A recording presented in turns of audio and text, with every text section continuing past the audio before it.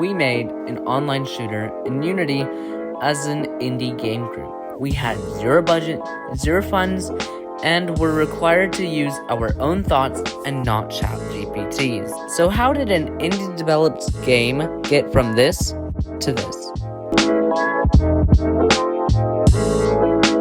This game is a little like Fortnite in that you're shooting at each other, but that's about it.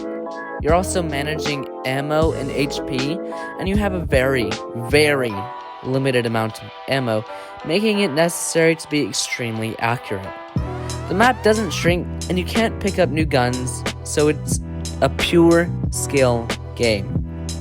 You're probably telling me, you're one guy. How on earth are you going to make an online shooter? Well, not alone. I had me, myself, and I. Actually, I hate doing art and music, so I got my buddy to do the music, art, and sound effects. I have more than a year of experience with game development, and more than 10 games, one even being an MMO. So let's get into the grueling process of making this game, starting with the process of making the game idea in the first place. We were going to do the GMTK24, but knowing the game I wanted to make, I decided that we didn't have the time. For the game, I was thinking that I wanted to make an online game, so a 4-day game jam really wouldn't fit the time frame. So I booted up Unity and Photon and connected everything and started coding. Right off the bat, I discovered that I'm a dummy. I spent 2 hours trying to redesign the wheel. I tried making the matchmaking, so if there is an available game to join, it should join, and if not, it can create. But after 2 wasted hours, I discovered that there's one line of code that does this, and I was over here writing close to 40 lines trying to do the same thing. This is a fun time to mention. I'm using an outdated networking software that is not the most efficient when using it in a 2022 Unity. Yep, I'm smart. Then I continued my work persevering through making a game. And in my brief recording of this quick little footage, it also shows that one of the glitches, which is one of the players, when they get shot, will have one grave appear, but that's only visible to one player. So you just get random graves running around, and it's funny. At first, it was fun and exciting, but eventually, it gets boring, and small bugs eat up hours of your day.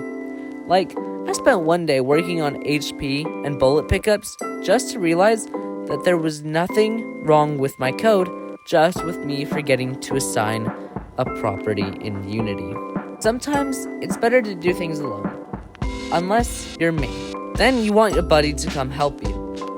But here's the problem with our game development process. We like to do things alone.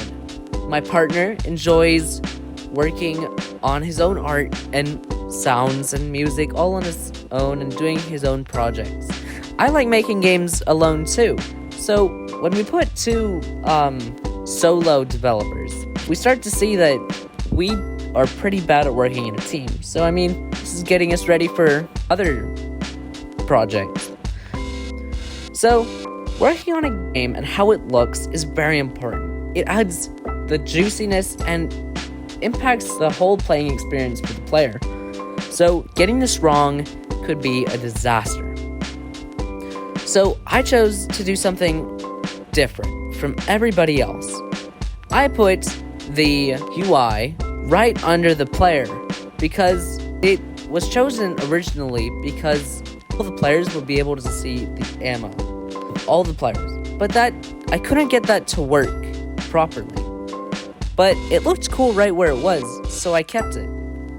Okay, so yeah, I didn't really spend much time on the music. I spent most of my time on the art.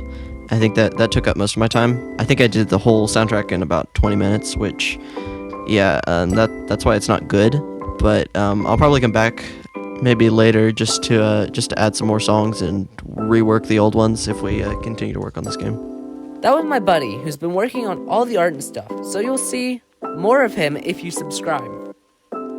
So, as an indie game group, we can't really pay for servers because, like I said, we have no funding, zero budget. So, how's the lag? The lag is actually very bearable. I've never tested it with more than 4 people, so maybe we'll see that once it's released.